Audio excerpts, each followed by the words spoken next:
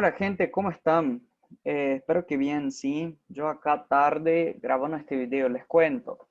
Este es el primer video que estoy grabando de una secuencia de videos de resolución de preguntas, ¿sí? Les voy a dejar para que ustedes vean cuando quieran, ¿sí? Les voy a subir al Drive y ustedes lo pueden ver cuantas veces quieran, cuando quieran, ¿sí? Voy a dividir en una especie de módulos así, pero son por temas: pancreatitis aguda, pancreatitis crónica, diarrea aguda, crónica, separados para que repasemos determinadas características importantes de cada alteración, ¿sí? Y al comentar eso, vamos a aplicar a preguntas, ¿sí? Y obviamente que solucionarlas, decir por qué sí, por qué no. Pero sin mucha charla, ¿sí? La idea es que empecemos a repasar ahora. Le pongo la pregunta acá, cosa acá. Lean la pregunta, ¿sí? Pausen el video, vean qué marcarían, ¿sí? Y ahí contesten. La idea es sobre la nutrición en específico de tratamiento, dice, sobre la nutrición en la pancreatitis aguda. ¿Cuál opción sería la correcta? ¿Sí? Pausen el video, responden, contesten y ahí vamos al comentario. Lo que ustedes sí tienen que acordar acá en la parte de pancreatitis aguda del tratamiento es que básicamente yo tengo un fundamento para todos los casos.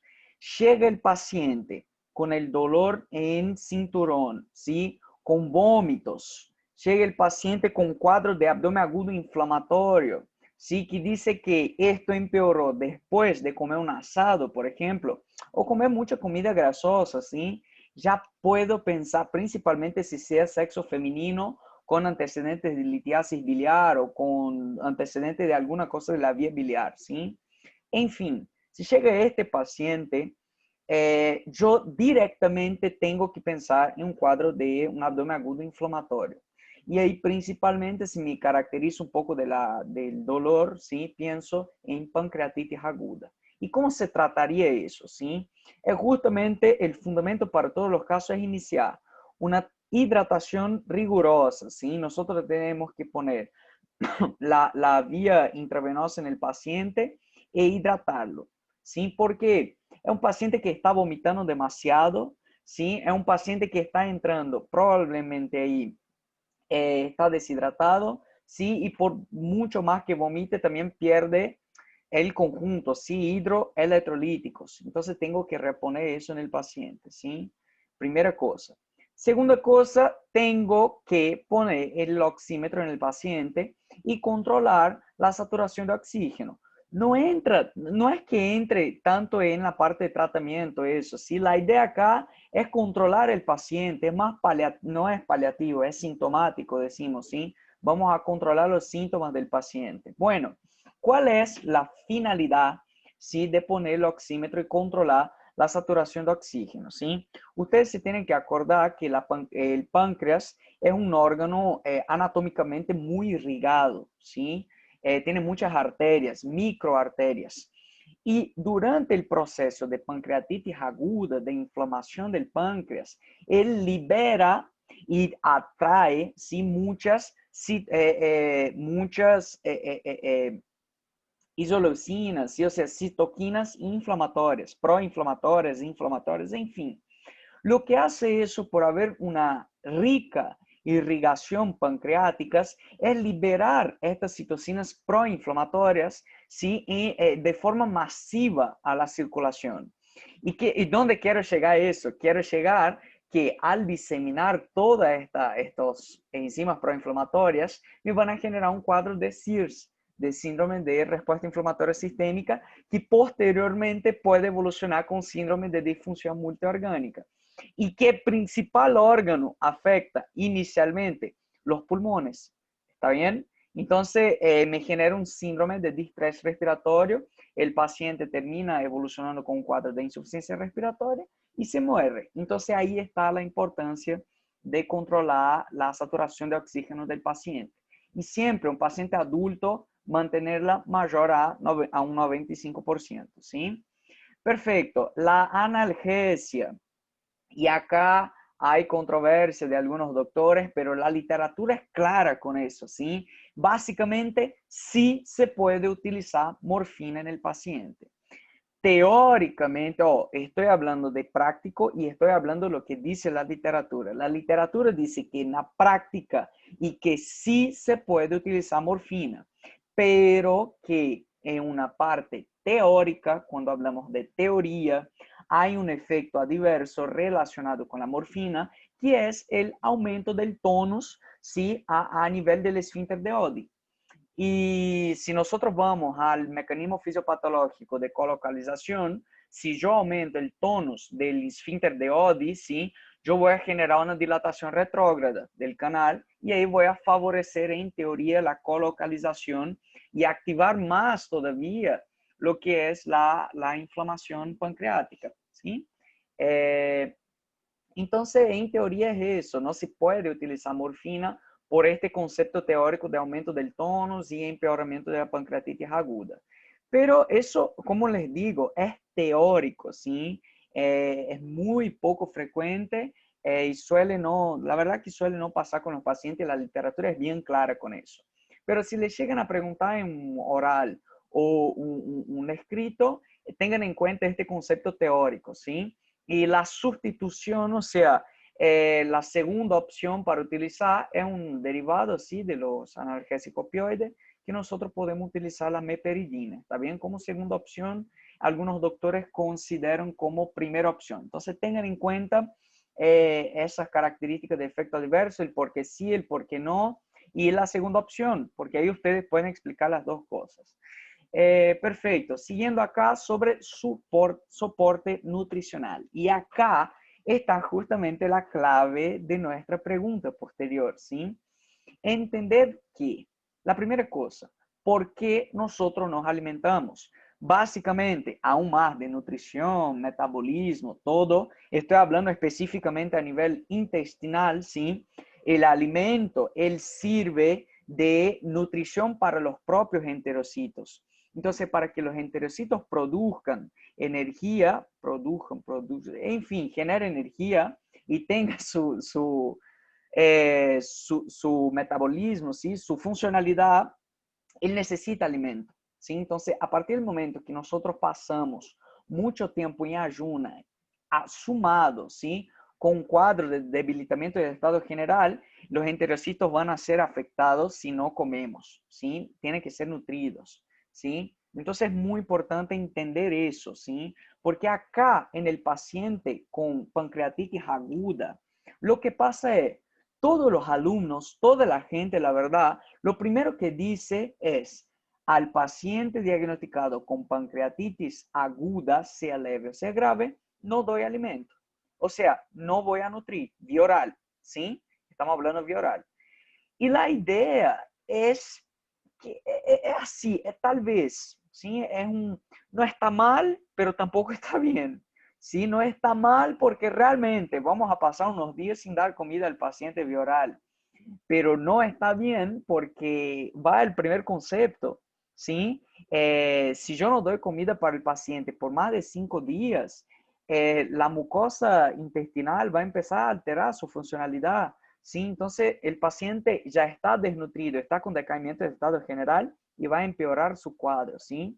Entonces, la idea es entender que en pancreatitis aguda leve, ahí vimos, sí, en nuestra clase, vimos la clasificación, entonces repasen después, pero básicamente es pancreatitis aguda leve, ¿sí? El paciente con pancreatitis aguda leve, el ideal es dejarlo ahí hasta 5 días, no puede pasar de eso, ¿sí?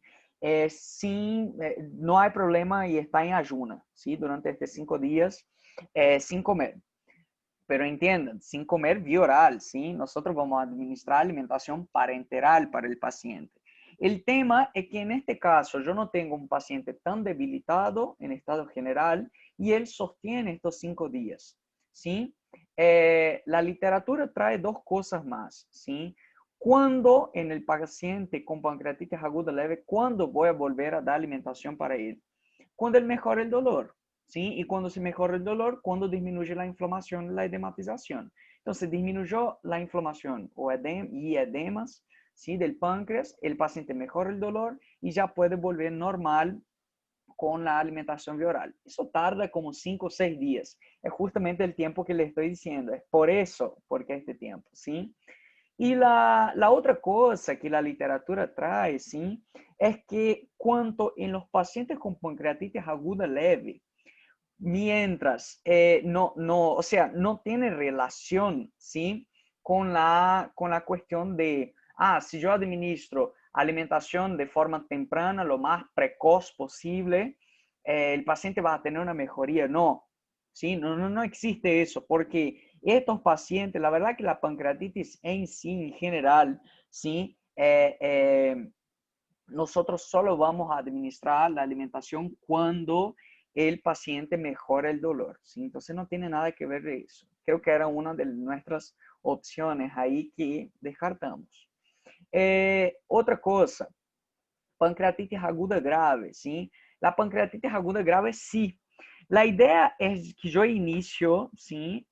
Una alimentación parenteral en estos pacientes, con proteínas, lípidos, carbohidratos, todo bien dividido ahí, vitaminas, en fin. Y después de estos 5 días, ¿sí? El paciente en este caso, la verdad que no aguanta los 5 días, la verdad que hasta el tercer día, el ideal es que yo ponga una sonda nasojejunal en el paciente, ¿sí? ¿Por qué nasojejunal? Porque ahí yo estoy ultrapasando el duodeno y no estoy favoreciendo la utilización del páncreas, sino estoy estimulando el páncreas para que produzca enzimas, ¿sí? Entonces, el ideal es este. La segunda cosa que les quiero contar sobre eso es que la literatura trae que la pancreatitis aguda grave, sí, cuanto más precoz sea la alimentación bioral, estos pacientes realmente tienen una mejoría, ¿sí? En su cuadro. Entonces, es importante entender estos detalles y entender cuándo voy a administrar la alimentación. En el material de ustedes hay detalles sobre eso. Vuelvan a repasar. Este es un repaso acá. Ya estoy detallando mucho, pero es necesario para que entiendan y puedan resolver la pregunta, ¿sí?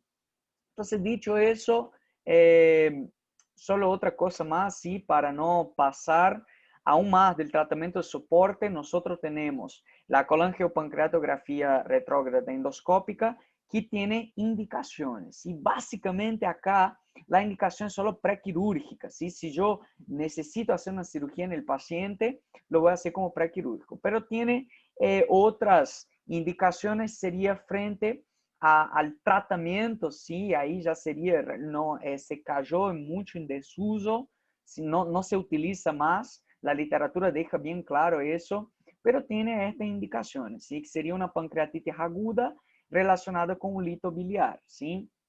¿Por qué la literatura trae que no se utiliza más? Porque uno de los efectos adversos al poner para sacar litos, ¿sí? La CPR, ¿sí? En el canal, en el ducto pancreático y hepático, ¿sí? Él genera también un aumento de presión. Y ahí como que el efecto adverso secundario de la utilización de esta técnica sería justamente la pancreatitis. Entonces yo estaría empeorando el cuadro. Pero acá la literatura cita las indicaciones, pero dice cuidado, no es primera elección, ¿sí?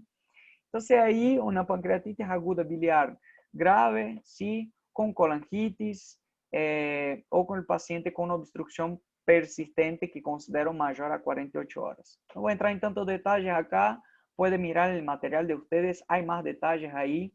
Acá es solo para que recuerden rápido, ¿sí? Bueno, entonces la respuesta de la pregunta. Y ahí que piensan, la respuesta sería letra B. Como les dije, ¿sí? Dice, sobre la nutrición en la pancreatitis aguda, ¿cuál sería la correcta? Como les comenté anteriormente, en la forma grave, nutrir de forma precoz implica impacto en la reducción de la mortalidad. Si mejora el cuadro del paciente, disminuye mortalidad, si aumenta supervivencia, por consecuencia, se disminuye mortalidad. Bueno, y si el tracto gastrointestinal obviamente sea viable, si el paciente puede ingerir, o sea, disminuye su dolor, ¿sí? Y esta será la vía de elección. Perfecto. Para comentar las otras, no voy a tardar tanto acá, vuelvan el video, sí, yo detallé todo durante la explicación del soporte para general, ¿sí? Y ahí pueden descartar las otras con sus determinadas explicaciones, ¿sí? Perfecto. Como segunda, puse otro caso clínico para ustedes. En este caso, una paciente que presenta un cuadro de dolor abdominal en cinturón, ¿sí? Típico de pancreatitis aguda, asociado a vómitos intermitentes, ¿sí? Principalmente cuando asociados a alimentación hace 2 días. O sea, pasó un asado, comió y ahí en estos 2 días le empeoró. Típico cuadro de litiasis. Si la litiasis sale y obstruye el conducto, sí, principalmente el conducto principal causa de pancreatitis. Sí, dice, al llegar a la guardia se realiza el laboratorio, amilasa muy aumentada, 3.245, una lipasa de 1.235, y ahí pueden ver los otros, GGT, la fosfatasa alcalina, sí, triglicéridos. Ya le comento un poco sobre. Si da el diagnóstico de pancreatitis aguda de probable causa biliar. Dice, fue realizada ecografía abdominal total, donde no se identificó cálculo en la vesícula biliar, ¿sí? Y esta paciente tiene antecedentes de ingesta alcohólica, ¿sí? En fin, acá no es tan relevante para nosotros, ya les explico por qué. ¿Cuál sería el próximo paso en el diagnóstico del paciente, suponiendo que estamos en un gran centro de referencia? Esto es importante, ¿sí? Porque si está en un CAPS alejado no va a poder hacer casi nada. Entonces vamos, los detalles, ¿sí?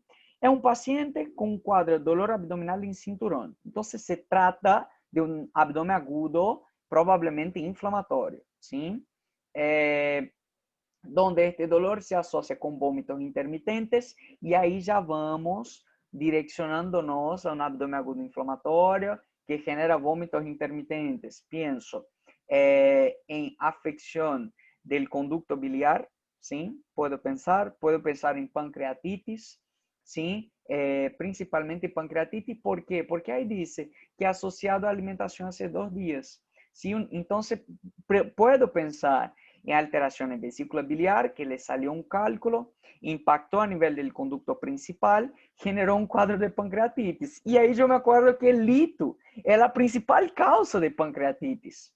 ¿Sí? O sea, solo con la historia clínica voy desarrollando bien el cuadro, aunque este acá está bien del libro, ¿sí? Pero es justamente para que repasemos. Entonces, bueno, lo que pasa acá es que yo al ingresar al paciente hago un laboratorio. ¿Y qué hay en el laboratorio? Pido amilasa. La amilasa en general es 300. La verdad que depende del laboratorio porque algunas literaturas traen 60, ¿sí? Pero en general el aceptado es hasta 300, ¿sí? Les digo acá, si ven otra literatura con números menores, acepten lo que realmente vean a nivel laboratorial, ¿sí? Lo que les parezca realmente más fidedigno. Pero yo saco del Gerson, sí, el Gerson trae esta base ahí de 300, ¿está bien? De hasta 300. La lipasa va de 100 a 125, ¿sí? Ahí tenemos muy aumentada. Acordarse que la amilasa aumenta, son las dos que están aumentadas solas, ¿sí? Ya les hablo sobre eso. Otro dato, GGT y fosfatasa alcalina también están aumentadas. Eso me refiere que el paciente tiene afección del conducto biliar, ¿sí? Principalmente lo que es colédoco. GGT aumentada es signo casi directo, ¿sí? De afección del colédoco, ¿está bien? Y dice triglicéridos 90. Los triglicéridos no están aumentados, ¿sí? Están normales. ¿Y por qué es importante entender eso hasta acá? Les explico. Tenemos un conjunto de clínica y laboratorio. Y en el laboratorio tenemos aumento de amilasa y aumento de lipasa. Y son las dos, ¿sí? Porque si viene solo una, ellas no son tan específicas. La lipasa es más específica que la amilasa, pero no es tan específica de páncreas, ¿sí? Entonces las dos tienen que sí o sí estar aumentadas. En el material de ustedes van a encontrar otras causas de hiperamilasemia, ¿sí? Y algunos detalles sobre sensibilidad y especificidad. Pero ustedes tienen que entender una cosa. el diagnóstico de pancreatitis aguda es dado por clínica y laboratorio positivo, donde el laboratorio es lipasa y amilasa aumentados, ¿sí? Los otros son para complementar, realmente. Y ahí pido GGT y FAL, ¿para qué? Para ver si tengo una afección del conducto, ¿sí? Perfecto, está aumentada, tengo afección del conducto. Dice triglicéridos. Los triglicéridos, yo me tengo que acordar que una de las causas de pancreatitis aguda es la hipertrigliceridemia, que yo les dije que a partir de 500, ¿sí? Nosotros ya tenemos que estar con ojo frente a una pancreatitis aguda. Acá está 90, ¿sí? El ideal es 1000. Si a partir de 1000, seguramente el paciente tiene pancreatitis aguda, pero ojo a partir ya de valores a partir de 500, ¿está bien? Pero ¿qué pasa? La conducta fue correcta. Se pidió que una ecografía abdominal, ¿sí? O sea, yo deduzco que a partir de eso, como les dije, es una probable causa biliar y ahí se pide una ecografía abdominal. Acuérdense, la ecografía abdominal no es para diagnóstico de pancreatitis. Se tiene que hacer ecografía abdominal en el paciente que tiene probable pancreatitis aguda porque la principal causa es la litiasis biliar. Entonces, es lo primero que yo voy a intentar descartar, ¿sí? Entonces, yo tengo que por obligación pedir una ecografía. El tema es que en este caso no se identifica presencia de cálculo en la vesícula biliar. Lo que puede haber pasado es, el cálculo era muy chico, llegó, impactó, generó un aumento de presión retrógrada, generó la activación del proceso de colocalización y listo, dio el proceso inicial de pancreatitis. Y después el cálculo fue expulsado hacia el colédoco, ¿sí? Perdón, hacia el duodeno, ¿sí? La segunda porción del duodeno por la ampolla de Vater y se fue eliminado por heces. Simplemente generó la inflamación y se fue, ¿sí? Entonces puede haber pasado eso. Por eso yo tengo que ver toda la cuestión laboratorial y todo lo que les expliqué anteriormente, ¿sí? Y ahí dice, bueno, el paciente tiene antecedentes de ingesta alcohólica.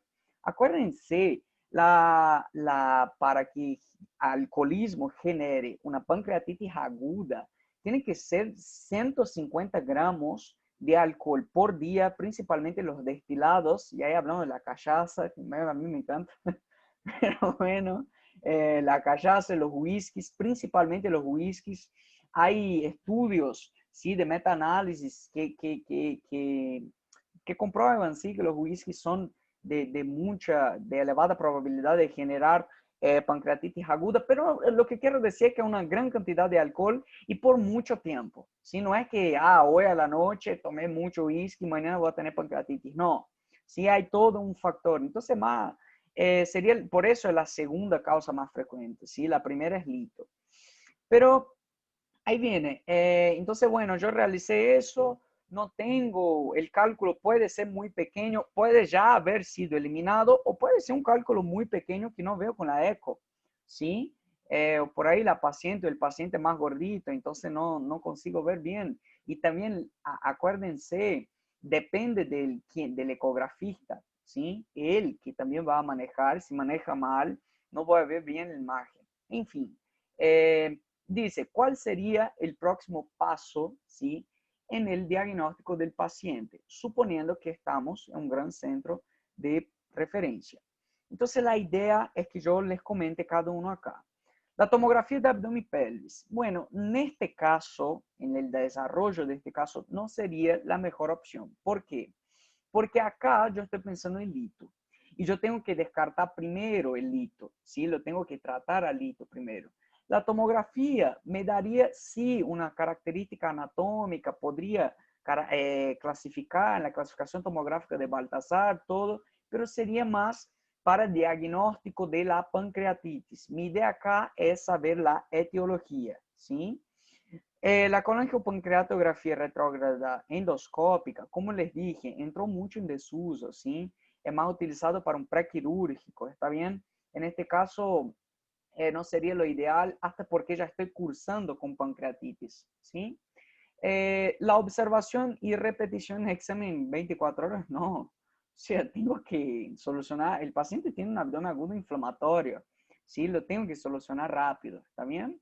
Repetición de la ecografía de abdomen, no existe eso, ¿sí? No la voy a repetir porque realmente no va a servir. Capaz que yo llegue a la misma conclusión. Entonces, el ideal es realmente realizar la ecoendoscopía o la colangio resonancia magnética. En el material de ustedes tiene justamente que son más caros, no son tan mejores que la tomografía, pero que tiene peculiaridades, ¿sí? De indicaciones y una de ellas es este caso, ¿sí?